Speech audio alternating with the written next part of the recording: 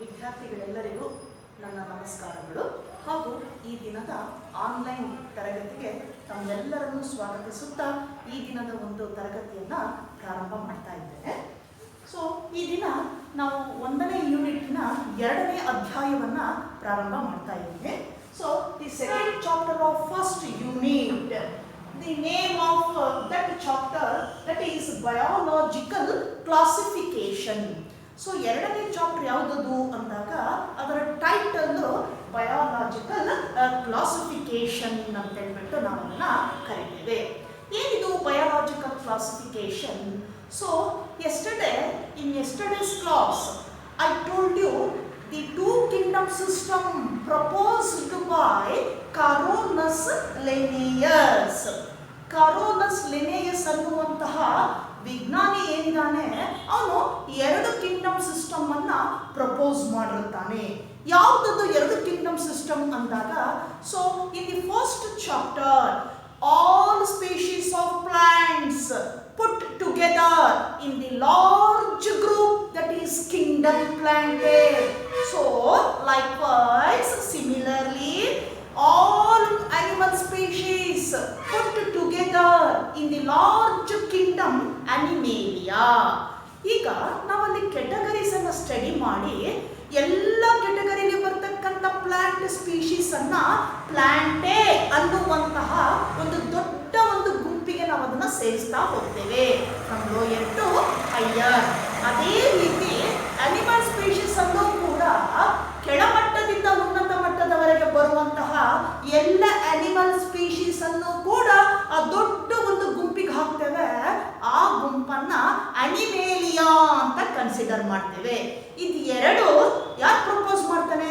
So that is 2 kingdom system ಅಂತ ಹೇಳ್ತೇವೆ. ಅದರಲ್ಲೇ ಅವನು ಏನ್ ಮಾಡ್ತಾನೆ? ಕ್ಲಾಸಿಫಿಕೇಶನ್, ಐಡೆಂಟಿಫಿಕೇಶನ್, ಬೈನಾಮಿಯಲ್ ನಾಮನ್ಕ್ಲೇಚರ್ ಇವನ್ನೆಲ್ಲವನ್ನ ಏನ್ ಮಾಡ್ತಾನೆ ಮಾಡಿಬಿಟ್ಟು ಅವಷ್ಟು ಏನ್ ಮಾಡ್ತೀವಿ, easy to identify that particular type of species. That's enough. So ಈ 2 ಮೇಜರ್ ಏನಿದೆ ಸಿಸ್ಟಮ್, ಇದನ್ನ ಅವನು ಏನಂತ ಪ್ರಪೋಸ್ ಮಾಡ್ತಾನೆ? 2 kingdom system proposed by Carolus Linnaeus. But here in this chapter, so in 2 kingdom system, some species of plantae or some species of Animalia.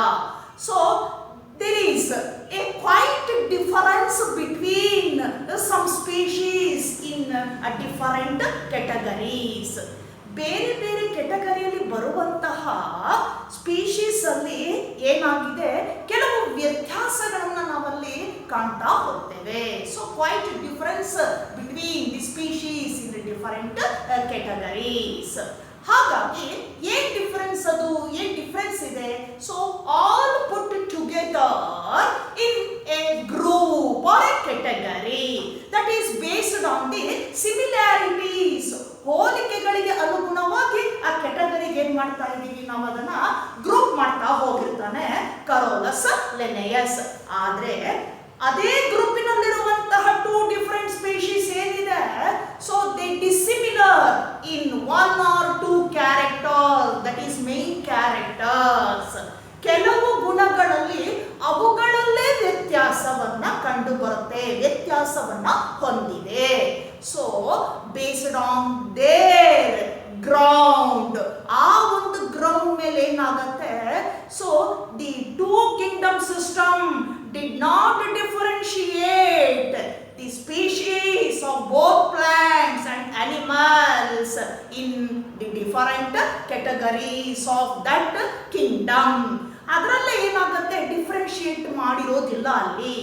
ಏನದು differentiate ಅಂದಾಗ, so those species differ in their fundamental aspects ಅಂತ ಕರಿತೇವೆ. So ಯಾವುದರಲ್ಲಿ differ ಆಗಿದೆ ಅಂದಾಗ, ಕೆಲವು fundamental aspects ಅಲ್ಲಿ ಏನಾಗಿದೆ, ವ್ಯತ್ಯಾಸವನ್ನ ಹೊಂದಿದೆ. For example, so on this background, ಈ ಬ್ಯಾಕ್ಗ್ರೌಂಡ್ ಮೇಲೆ, so rest of species, so those are not differentiate from one another in the respective categories. So ಯಾವ್ಯಾವ ಫಂಡಮೆಂಟಲ್ ಫಂಡಮೆಂಟಲ್ ಆಸ್ಪೆಕ್ಟ್ಸ್ ಇಂದ ಅವುಗಳ ವ್ಯತ್ಯಾಸವನ್ನ ನಾವು ಅಲ್ಲಿ ಏನ್ ಮಾಡಿದ್ವಿ, ಡಿಫ್ರೆನ್ಶಿಯೇಟ್ ಮಾಡಲಿಲ್ಲ, ಮೆನ್ಷನ್ ಮಾಡಲಿಲ್ಲ. ಯಾವ್ಯಾವ್ದದು ಅಂದಾಗ ನೋಡ್ತಾ ಹೋಗ್ತೇವೆ.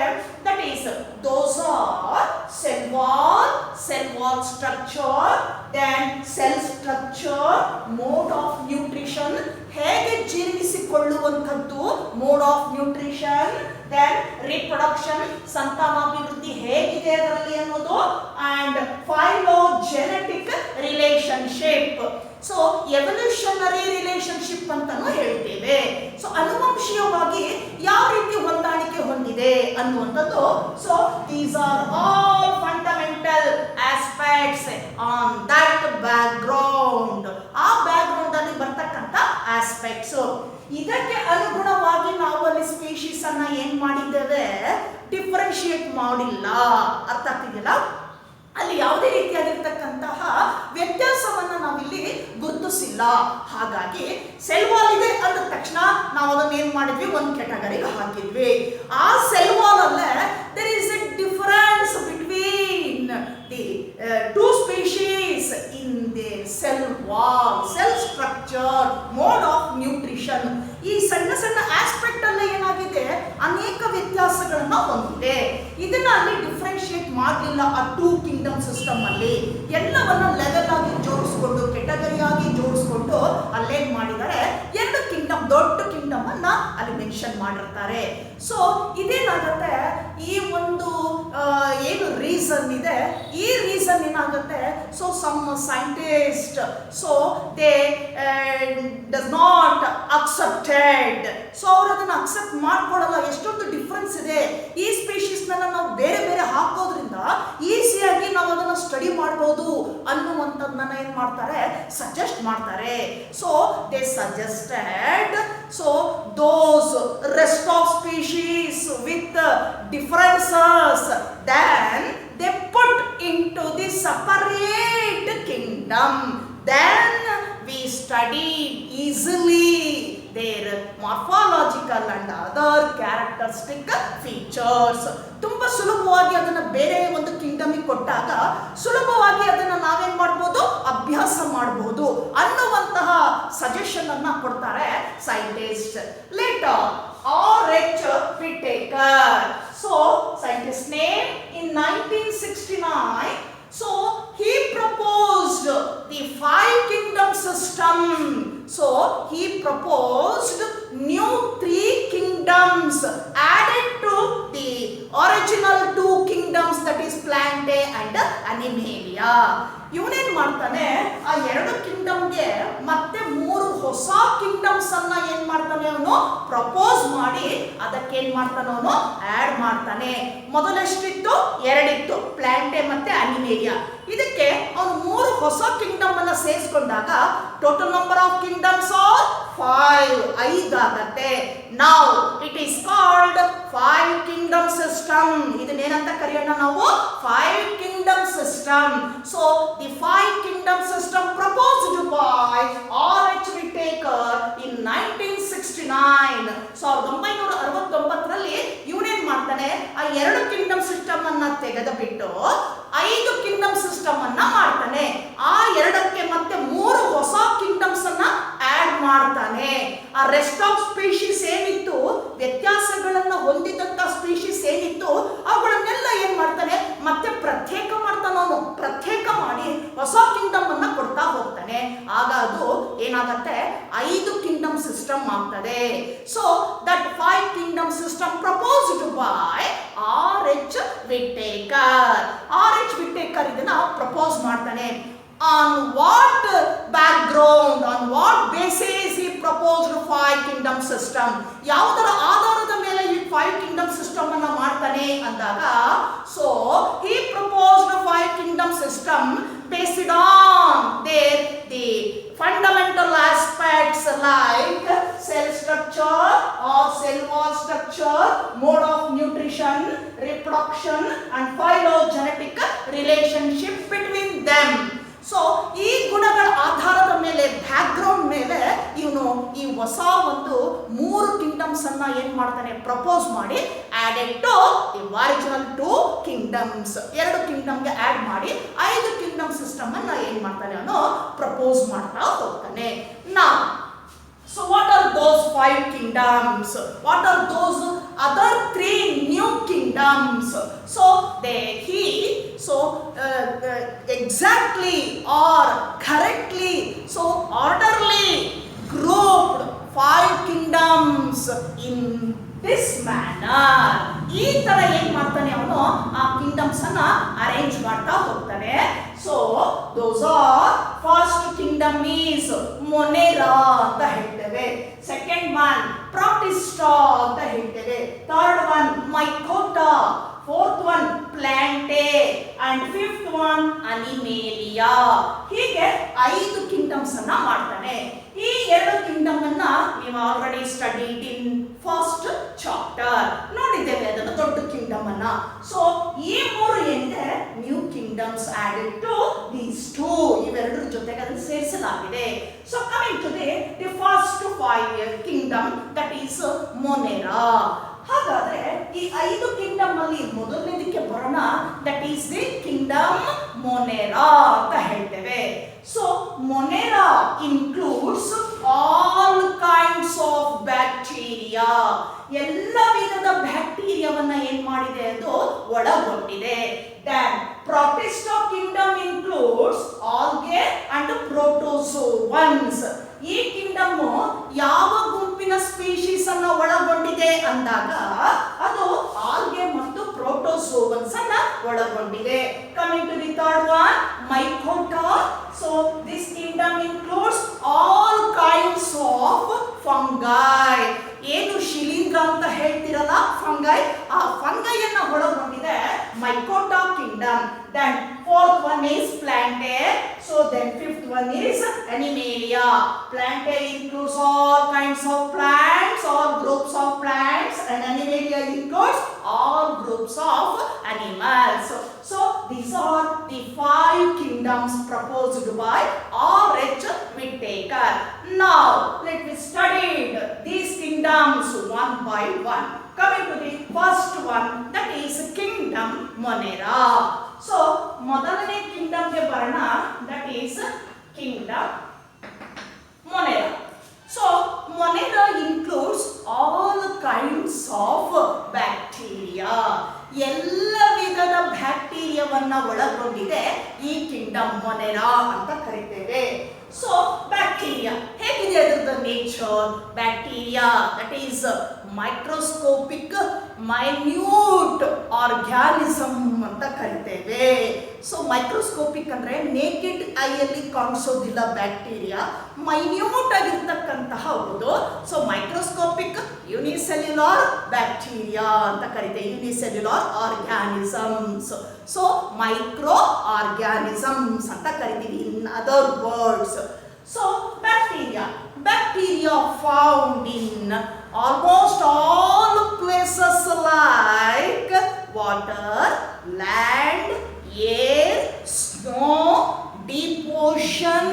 So then extreme cold, extreme hot and saline places ಅಂತ ಕರಿತೇವೆ. ದಟ್ ಈಸ್ ಸಾಲ್ಟಿ ಏರಿಯಾ ಅಂತ ಕರಿತೇವೆ. ಏನಿದು ಬ್ಯಾಕ್ಟೀರಿಯಾ ಎಲ್ಲೆಲ್ಲಿ ನಾವು ನೋಡಬಹುದಪ್ಪ ಪ್ರಕೃತಿಯಲ್ಲಿ ಅಂದಾಗ ನಮ್ಮ ಕಣ್ಣಿಗೆ ಕಾಣೋದಿಲ್ಲ, ಅದು ಮೈಕ್ರೋಸ್ಕೋಪಿ ವ್ಯೂ ಅಲ್ಲೇ ನಾವು ಅದನ್ನ ನೋಡ್ಬೇಕಾಗ್ತದೆ. ಸೊ ಎಲ್ಲಿ ನೋಡ್ಬೋದು? ಇದು ನೀರಲ್ಲಿದೆ, ಗಾಳಿಯಲ್ಲಿದೆ, ಮಂಜಿನಲ್ಲಿದೆ, ಡೀಪ್ ಸೀನಲ್ಲಿ ಇದೆ, ಸಮುದ್ರದ ಆಳದಲ್ಲಿ ನೋಡ್ತೇವೆ, ಹಾಗೆ ಅದೇ ಉಷ್ಣ ಇರುವಂತಹ ಪ್ರದೇಶದಲ್ಲಿ ನೋಡ್ತೀವಿ. ದಟ್ ಈಸ್ ಹಾಟ್ ಸ್ಪ್ರಿಂಗ್ಸ್ ಅಂತ ಕರಿತೀವಿ. ಸೊ ಎಕ್ಸ್ಟ್ರೀಮ್ ಹೀಟ್, ಸೊ ಅಂಥದನ್ನು ನಾವು ಥರ್ಮೋ ಅಸಿಡೋಫೈಲ್ಸ್ ಅಂತ ಕರಿತೇವೆ. ಅಂದ್ರೆ ತುಂಬಾ ಹೀಟ್ ಇರುವಂತಹ, ಶಾಖ ಇರುವಂತಹ ಪ್ರದೇಶಗಳು ಅಂತ ಕರಿತೇವೆ. ಹಾಗೆ ಸಾಲ್ಟಿ ಏರಿಯಾ ಏನು ಈ ಚೌಳು ಭೂಮಿ ಅಂತ ಕರಿತೀವಲ್ಲ, ಉಪ್ಪುಪ್ಪಾಗಿರುವಂತಹ ಭೂಮಿ ಏನಿದೆ ಅದನ್ನ ಸಾಲ್ಟಿ ಏರಿಯಾ ಅಂತ ಕರಿತೇವೆ. ನಥಿಂಗ್ ಬಟ್ ಹ್ಯಾಲೋಫೈಲ್ಸ್ ಅಂತ ಕರಿತೀವಿ. ಅಲ್ಲಿ ಇರುವಂತಹ ಬ್ಯಾಕ್ಟೀರಿಯಾವನ್ನ ಹ್ಯಾಲೋಫೈಲ್ಸ್ ಫೈಲ್ಸ್ ಅಂತ ಕರಿತೇವೆ. ಹೀಗೆ ಎಲ್ಲ ಕಡೆಗೂ ನಾವು ಈ ಬ್ಯಾಕ್ಟೀರಿಯಾವನ್ನ ನೋಡ್ತೇವೆ.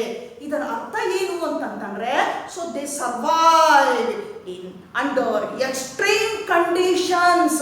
ಅದು ಎಂತಹ ಕಂಡೀಷನ್ ಇದ್ರೂ ಕೂಡ ಬದುಕಿ ಉಳಿಯುತ್ತೆ, ಸರ್ವೈವ್ ಆಗ್ತದೆ ಬ್ಯಾಕ್ಟೀರಿಯಲ್ ಬಾಡಿ. ಅರ್ಥ ಆಗ್ತಾ ಇದೆಯಲ್ಲ? ಸೊ ಇದು ಅದರ ನೇಚರ್ ಎಲ್ಲೆಲ್ಲಿದೆ. Next, classification of bacteria. ಬ್ಯಾಕ್ಟೀರಿಯಾವನ್ನು ನಾವು ಯಾವ ರೀತಿ ಕ್ಲಾಸಿಫೈ ಮಾಡ್ತೇವೆ, ಯಾವುದರ ಬೇಸಿಸ್ ಮೇಲೆ ಮಾಡ್ತೇವೆ ಅಂದಾಗ, come to the point. So we can be grouped bacteria into 4 types or 4 groups. ಬ್ಯಾಕ್ಟೀರಿಯಾವನ್ನು ನಾವು ಏನ್ ಮಾಡಿದ್ದೇವೆ, 4 ಗುಂಪುಗಳಾಗಿ ನಾವು ವಿಂಗಡಿಸಿದ್ದೇವೆ. ಯಾವುದರ ಬೇಸಿಸ್ ಮೇಲೆ ಅದನ್ನು ವಿಂಗಡಿಸಿದ್ದೀವಿ? So based on their structure and shape ಅಂತ ಕರಿತೇವೆ. ದೆನ್ ಸೊ ಅದರ ಅಂಡ್ ದೇ ಹ್ಯಾಬಿಟ್ಯಾಟ್ ಅಂತ ಕರಿತೀವಿ. ಈಗ ಆ ಬ್ಯಾಕ್ಟೀರಿಯಾದಲ್ಲೂ ಕೂಡ ರಚನೆ, ಆಕಾರ ಮತ್ತೆ ಅದರ ಆಕ್ಟಿವಿಟೀಸ್ ಅಲ್ಲಿ ಏನಾಗಿರುತ್ತೆ, ವ್ಯತ್ಯಾಸವನ್ನ ಹೊಂದಿದೆ. ಈ ವ್ಯತ್ಯಾಸಕ್ಕೆ ಅನುಗುಣವಾಗಿ ನಾವು ಬ್ಯಾಕ್ಟೀರಿಯಾವನ್ನ ಬ್ಯಾಕ್ಟೀರಿಯಾ ಪ್ಲೂರಲ್, ಬ್ಯಾಕ್ಟೀರಿಯಂ ಸಿಂಗ್ಯುಲರ್ ಅಂತ ಕರಿತೇವೆ. ಸೊ ಈ ಬ್ಯಾಕ್ಟೀರಿಯಾವನ್ನ ನಾವೇನ್ ಮಾಡಿದೀವಿ, 4 ಗುಂಪುಗಳಾಗಿ ವಿಂಗಡಿಸಿರ್ತೀವಿ. ಮೇಜರ್ ಗ್ರೂಪ್ಸ್ ಅದು ಯಾವ್ಯಾವ್ದ 4 ಗ್ರೂಪ್ಸ್ ಅಂದಾಗ ನೋಡ್ತಾ ಹೋಗೋಣ. ಬ್ಯಾಕ್ಟೀರಿಯಾದಲ್ಲಿ ಬರ್ತಕ್ಕಂಥದ್ರಲ್ಲಿ first group is that is coccus ಅಂತ ಕರಿತೀವಿ. COCCUS. That group is coccus ಅಂತ ಕರಿತೀವಿ. Coccus plural, cocci that is singular ಅಂತ ಕರಿತೇವೆ. So in this group bacterial shape is spherical. So spherical in shape, ಯಾವ ಗಾತ್ರದಲ್ಲಿ ಇದೆಯಪ್ಪ, ಅದು ಆಕಾರದಲ್ಲಿದೆ ಅದು ಅಂದಾಗ ಸ್ಪೆರಿಕಲ್ ಆಗಿದೆ. Look at this diagram. So coccus group ಅಂತ ಕರಿತೇವೆ. ಈ ಗ್ರೂಪ್ ಅಲ್ಲಿ ಬರ್ತಕ್ಕಂಥ ಬ್ಯಾಕ್ಟೀರಿಯಾದ ಒಂದು ಶೇಪ್ ಏನಿದೆ, ಸ್ಪೆರಿಕಲ್ ಇನ್ ಶೇಪ್ ಅಂತ ಕರಿತೇವೆ. Then coming to the second group, that is bacillus ಅಂತ ಕರಿತೀವಿ. Bacillus plural, bacilli singular. Here bacterial shape, body shape is rod like ಅಂತ ಕರಿತೇವೆ. ಹೇಗಿರುತ್ತೆ, ಉದ್ದ ಉದ್ದ ಸಲಾಕೆ ತರ ಕಾಣಿಸ್ತಾ ಇರುತ್ತೆ, ರಾಡ್ ಶೇಪ್ ಅಲ್ಲಿ ಕಾಣ್ತಾ ಇರುತ್ತೆ. So rod shaped bacteria, nothing but bacillus ಅಂತ ಕರಿತೇವೆ. Then coming to the third group, that is spirilla ಅಂತ ಹೇಳ್ತೀವಿ. Third group is spirilla. Here the bacterial body, that is nothing but ಹೇಗಿದೆ, ಸ್ಪ್ರಿಂಗ್ ಲೈಕ್ ಅಂತ ಕರಿತೀವಿ. ಏನು ಸ್ಪ್ರಿಂಗ್ ನೋಡಿದಿರಲ್ಲ ನೀವೀಗ, ಇದನ್ನ ಅದನ್ನು ಹೀಗೆ ಇಕ್ಕಿಸಿದ್ರೆ ಏನಾಗುತ್ತೆ, ಅದು ಎಕ್ಸ್ಪ್ಯಾಂಡ್ ಆಗ್ತದೆ, ಬಿಟ್ಟ ತಕ್ಷಣ ಏನಾಗುತ್ತೆ, ಅದು ಶ್ರಿಂಕ್ ಆಗುತ್ತೆ. ಆ ತರ ಸ್ಪ್ರಿಂಗ್ ಟೈಪ್ ಕಾಣಿಸುತ್ತೆ ಅದರ ಒಂದು ಬಾಡಿ ಶೇಪ್. ಅಂತಹ ಗ್ರೂಪ್ ಅನ್ನ ನಾವು ಏನಂತ ಕರಿತೇವೆ, spirilla. That is spring shaped bacteria. Spirilla plural, spirillum singular. Then coming to the last group, that is vibrillum anta kariteve. ನಾವೇನು ಹೇಳ್ತೀವಿ ಅದನ್ನ vibrillum ಅಂತ ಕರಿತೇವೆ. ಲಾಸ್ಟ್ ಗ್ರೂಪ್ ಅಲ್ಲಿ ನಾವು ನೋಡುವಂತದ್ದು that is comma shaped bacteria. ಆ ಬ್ಯಾಕ್ಟೀರಿಯಲ್ ಬಾಡಿ ಶೇಪ್ ಹೇಗಿದೆ, comma ಅಂತ ಕರಿತೇವೆ. ಇಲ್ಲಿ ನೋಡಿ, ನಾವೇನ್ ಕಾಮಾ ಇಡ್ತೀವಲ್ಲ, ಈ ಟೈಪ್ ಅಲ್ಲಿ ಕಾಣಿಸ್ತಾ ಇರುತ್ತೆ, ಈ ಟೈಪ್ ಅಲ್ಲಿ ಕಾಣಿಸ್ತಾ ಇರುತ್ತೆ. So comma shaped bacteria, nothing but vibrillum singular, vibrio ಅಂತ ಕರಿತೇವೆ. ಹೀಗೆ 4 ಗುಂಪುಗಳಾಗಿ ನಾವು ಬ್ಯಾಕ್ಟೀರಿಯಾವನ್ನ ಏನ್ ಮಾಡಿದೀವಿ, ಕ್ಲಾಸಿಫಿಕೇಶನ್ ಮಾಡ್ತಾ ಹೋಗ್ತೀವಿ. Based on their shape, structure and their habitat, ಅದಿರುವಂತಹ ಹ್ಯಾಬಿಟ್ಯಾಟ್. ಇದಕ್ಕೆ ಅನುಗುಣವಾಗಿ 4 ಗುಂಪುಗಳಾಗಿ ನಾವು ಬ್ಯಾಕ್ಟೀರಿಯಾವನ್ನ ಏನ್ ಮಾಡ್ತೀವಿ, ಇಲ್ಲೇ ಕ್ಲಾಸಿಫಿಕೇಶನ್ ಮಾಡ್ತೀವಿ. Mainly based on their structure and shape, ಆಕಾರ, ಗಾತ್ರ, ಇದಕ್ಕೆ ಅನುಗುಣವಾಗಿ ಈ 4 ಗುಂಪನ್ನ ನೋಡ್ತೇವೆ ನಾವು. Then coming to the entire bacteria grouped or can be classified into 2 major groups, that is purely based on the mode of nutrition and their body activity.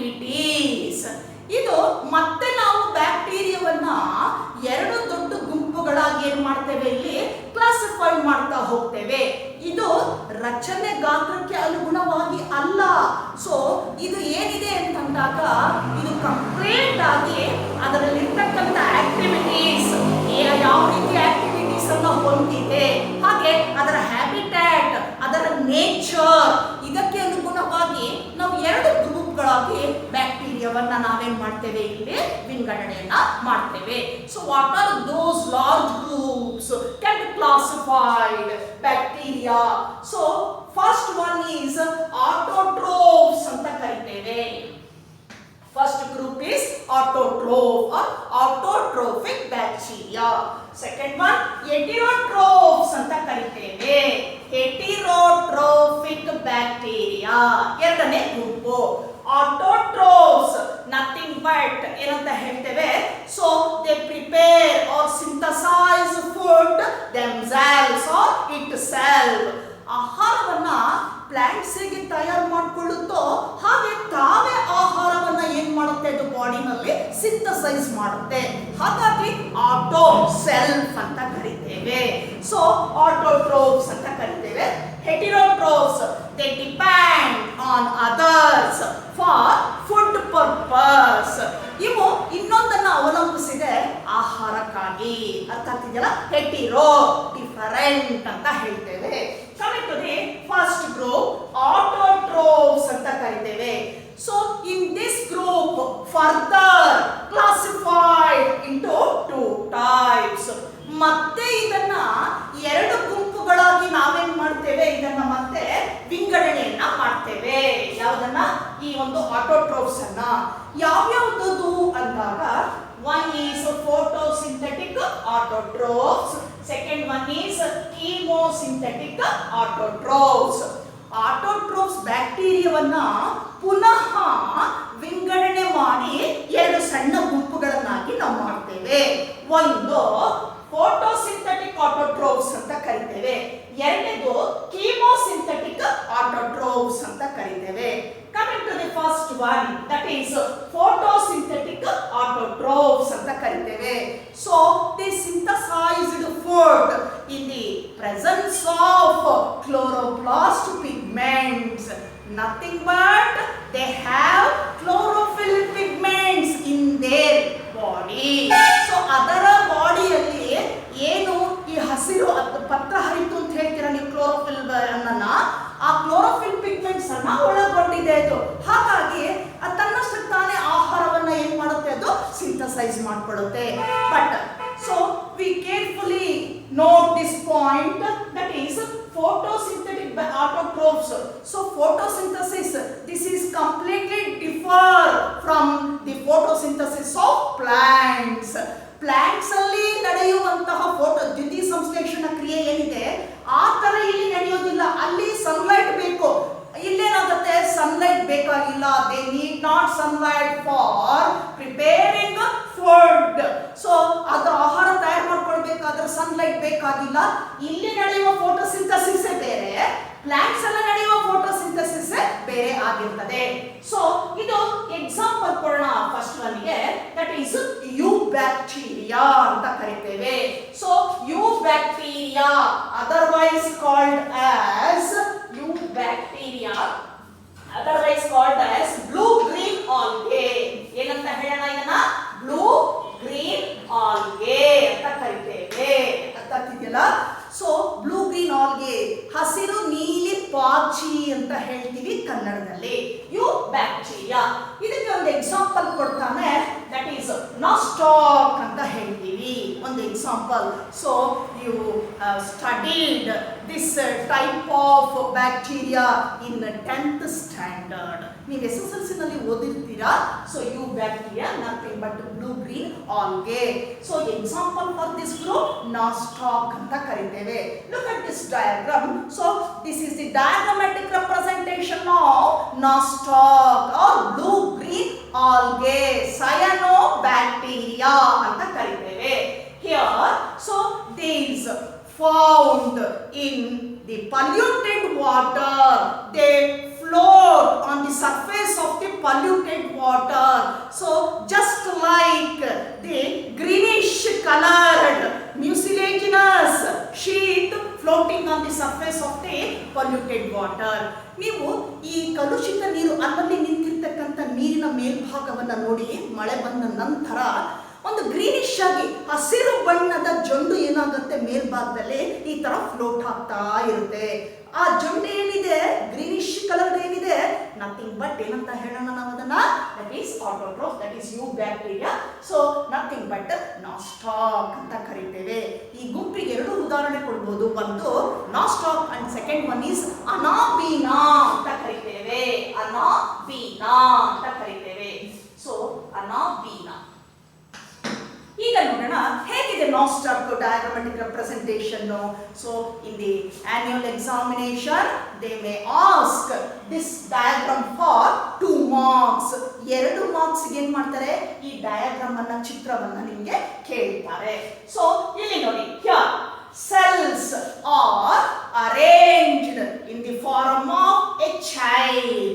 So ಇದನ್ನ ನಾವು ಹೆಂಗಿದೆ ನೋಡಿ, ಒಂದೊಂದು ಕೂಡ ಸೆಲ್ ಇದು, ಎಲ್ಲ ಸೆಲ್ಸ್ ಗಳು ಅರೇಂಜ್ ಆಗ್ಬಿಟ್ಟು ಚೈನ್ ತರ ಕಾಣಿಸ್ತಾ ಇದೆ ನಮ್ಗೆ. ಅರ್ಥ ಆಗ್ತಿದೆಯಲ್ಲ? ಇಂಥದ್ದನ್ನ ನಾವು ಕಲೋನಿಯಲ್ ಅಂತ ಕರಿತೇವೆ. So one cell attach to another, another to another, ಈ ರೀತಿ ಸರಪಳಿಯನ್ನ ಹಿಡಿದುಕೊಂಡು ಹೋಗಿರ್ತದೆ. ಇದನ್ನ ನಾವು ಕಲೋನಿಯಲ್ ಫಾರಮ್ ಅಂತ ಕರಿತೇವೆ. Then cell has chlorophyll pigments. ನೋಡಿ ಇಲ್ಲಿ ಒಳಗಡೆ ಪಿಗ್ಮೆಂಟ್ಸ್ ಅನ್ನ ತೋರಿಸಿದ್ದೇವೆ. Then some cells so having nitrogen or stored nitrogen from the atmosphere. So ವಾತಾವರಣದಲ್ಲಿರ್ತಕ್ಕಂಥ ಸಾರಜನಕವನ್ನ ಏನ್ ಮಾಡ್ಬಿಡುತ್ತೆ, ಹಿಡಿದಿಟ್ಕೊಳ್ಳುತ್ತದು, ಅಬ್ಸಾರ್ಬ್ ಮಾಡಿಕೊಂಡು ಸ್ಟೋರ್ ಮಾಡ್ಕೊಳ್ಳುತ್ತೆ ಕೆಲವು ಸೆಲ್ಗಳಲ್ಲಿ. So such stored cells, nitrogen storing cells are called heterocyst ಅಂತ ಕರಿತೇವೆ. ಅಂತ ಸೆಲ್ಸ್ ಗಳನ್ನ ಏನಂತ ಹೇಳೋಣ, ಹೆಟಿರೋಸಿಸ್ಟ್ ಅಂತ ಕರಿತೀವಿ. ನೋಡಿ ಅಲ್ಲೇನು ಪಿಗ್ಮೆಂಟ್ಸ್ ಕಾಣ್ತಾ ಇಲ್ಲ, ನೈಟ್ರೋಜನ್ ಮಾತ್ರ ಏನಾಗಿರುತ್ತೆ ಅಲ್ಲಿ ಸ್ಟೋರ್ ಆಗಿರ್ತದೆ. ಎಲ್ಲಿಂದ ಬಂತು ನೈಟ್ರೋಜನ್? ಅಟ್ಮಾಸ್ಫಿಯರ್ ಅಲ್ಲಿ ಇರ್ತಕ್ಕಂಥ ಸಾರಜನಕವನ್ನ ಏನ್ ಮಾಡ್ಕೊಳ್ಳುತ್ತದು, ಹೀರ್ಕೊಂಡ್ಬಿಟ್ಟು ಸ್ಟಾಕ್ ಮಾಡ್ಕೊಳ್ಳುತ್ತೆ. ಆ ಸ್ಟಾಕ್ ಸ್ಟೋರ್ ಆಗಿರ್ತಕ್ಕಂಥ ಸೆಲ್ ಇದೆಯಲ್ಲ, ಅದನ್ನ ಹೆಟಿರೋಸಿಸ್ಟ್ ಅಂತ ಕರಿತೇವೆ. So these cells surrounded or lined by so mucilaginous sheath or gelatinous sheath. ಈ ಎಲ್ಲ ಸೆಲ್ಸ್ ಗಳೇನಾಗಿದೆ, ಲೋಳೆ ಲೋಳೆಯಾಗಿರುವಂತಹ ತೆಳುವಾದ ಒಂದು ಪದರದಿಂದ, ಹೊರಭಾಗದಲ್ಲಿ ಪದರದಿಂದ ಆವೃತವಾಗಿದೆ. So look at this. So this is nothing but gelatinous or mucilaginous sheath. ಹೊರಭಾಗದಲ್ಲಿ ಆ ತರ ಏನಾಗಿರುತ್ತೆ, ಒಂದು ಶೀಟ್ ಏನಾಗಿರುತ್ತೆ, ಎನ್ಕ್ಲೋಸ್ ಆಗಿರುತ್ತದೆ. So this is the diagrammatic representation of blue green algae. Example nostoc ಅಂತ ಕರೀತೇವೆ. ಇದಕ್ಕಿನ್ನೂ ಒಂದು ಹೆಸರು cyanobacteria. So some of the other group, that is chemosynthetic autotrophs ಅಂತ ಕರೀತೇವೆ. ಎರಡನೇದಾಗಿ ನಾವು ಗ್ರೂಪ್ ಮಾಡಿರ್ತಕ್ಕಂಥದ್ದು chemosynthetic autotrophs. In this groups bacteria oxidized inorganic substances into nitrites, nitrates, etc. ಈ ಗುಂಪಿನಲ್ಲಿ ಬರ್ತಕ್ಕಂಥ ಬ್ಯಾಕ್ಟೀರಿಯಾ ಏನ್ ಮಾಡುತ್ತೆ, ಇನಾರ್ಗ್ಯಾನಿಕ್ ಸಬ್ಸ್ಟೆನ್ಸ್ ಇದೆಯಲ್ಲ, ಆ ಇನಾರ್ಗ್ಯಾನಿಕ್ ಸಬ್ಸ್ಟೆನ್ಸ್ ಅನ್ನ ಆಕ್ಸಿಡೈಸ್ ಮಾಡುತ್ತದು. ಆಕ್ಸಿಡೈಸ್ ಮಾಡಿ ನೈಟ್ರೈಟ್ಸ್, ನೈಟ್ರೇಟ್ಸ್ ಆಗಿ ಏನ್ ಮಾಡುತ್ತೆ, ಅದು ಸೆಪರೇಟ್ ಮಾಡ್ತಾ ಹೋಗ್ತದೆ. ಸೊ ಅಂತ ಗುಂಪಿನ ಬ್ಯಾಕ್ಟೀರಿಯಾವನ್ನ ಕೀಮೋಸಿಂಥೆಟಿಕ್ ಆಟೋಟ್ರೋಫ್ಸ್ ಅಂತ ಕರಿತೇವೆ. Then they play a major role in nutrient cycling ಅಂತ ಹೇಳ್ತೇವೆ. ಈ ಬ್ಯಾಕ್ಟೀರಿಯಾ ಬಹಳ ಮುಖ್ಯವಾದ ಪಾತ್ರವನ್ನು ವಹಿಸುತ್ತೆ. ಎಲ್ಲಿ ಅಂದಾಗ ನ್ಯೂಟ್ರಿಯೆಂಟ್ ಸೈಕ್ಲಿಂಗ್ ಅಂತ ಕರಿತೇವೆ.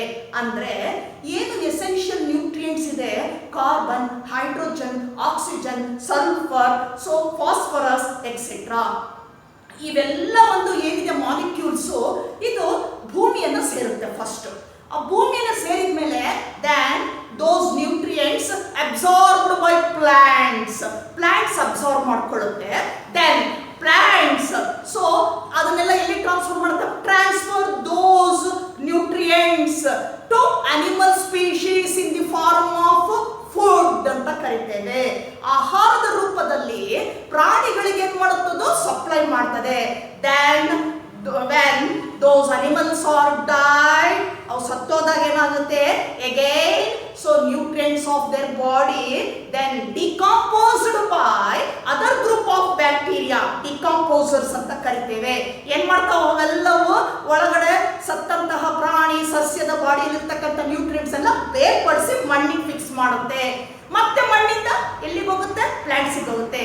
ಹೀಗೆ ಎಸೆನ್ಷಿಯಲ್ ನ್ಯೂಟ್ರಿಯೆಂಟ್ಸ್ ಇದೆಯಲ್ಲ, ಈ ನ್ಯೂಟ್ರಿಯೆಂಟ್ಸ್ ಏನಾಗುತ್ತೆ ವಾತಾವರಣದಿಂದ ಮಣ್ಣಿನಿಂದ ಮತ್ತೆ ಒಂದು ಸ್ಪೀಶೀಸ್ ಬಾಡಿಯಿಂದ ಎಗೈನ್ ಎಲ್ಲಿಗೆ ಹೋಗುತ್ತೆ ವಾತಾವರಣಕ್ಕೆ ಹೋಗುತ್ತೆ.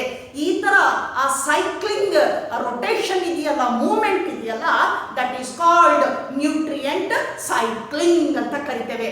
ಆ ನ್ಯೂಟ್ರಿಯೆಂಟ್ ಸೈಕ್ಲಿಂಗ್ ಅಲ್ಲಿ ಪ್ರಮುಖ ಪಾತ್ರ ವಹಿಸುತ್ತೆ ಕೀಮೋಸಿಂಥೆಟಿಕ್ ಆಟೋಟ್ರೋಫ್ಸ್ ಅಂತ ಕರಿತೇವೆ.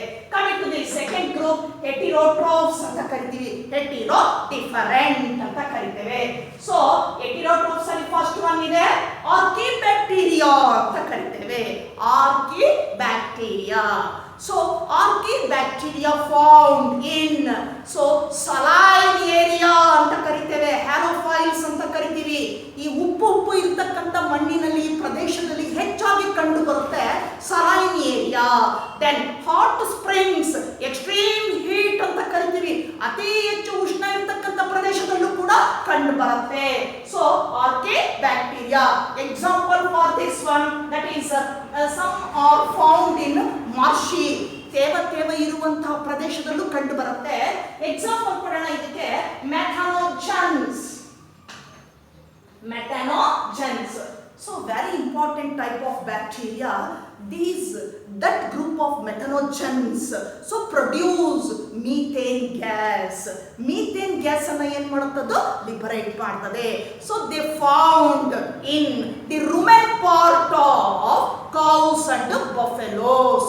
ಹಸು ಮತ್ತೆ ಎಮ್ಮೆಗಳ ಒಂದು ದೇಹದಲ್ಲಿ ಜಠರದ ಭಾಗದಲ್ಲಿ ಇಂಟೆಸ್ಟೈನ್ ಕರುಳಿನ ಭಾಗದಲ್ಲಿ ಆ ಪಾರ್ಟ್ ಇದೆ, ರುಮೆನ್ ಅಂತ ಕರಿತೀವಿ.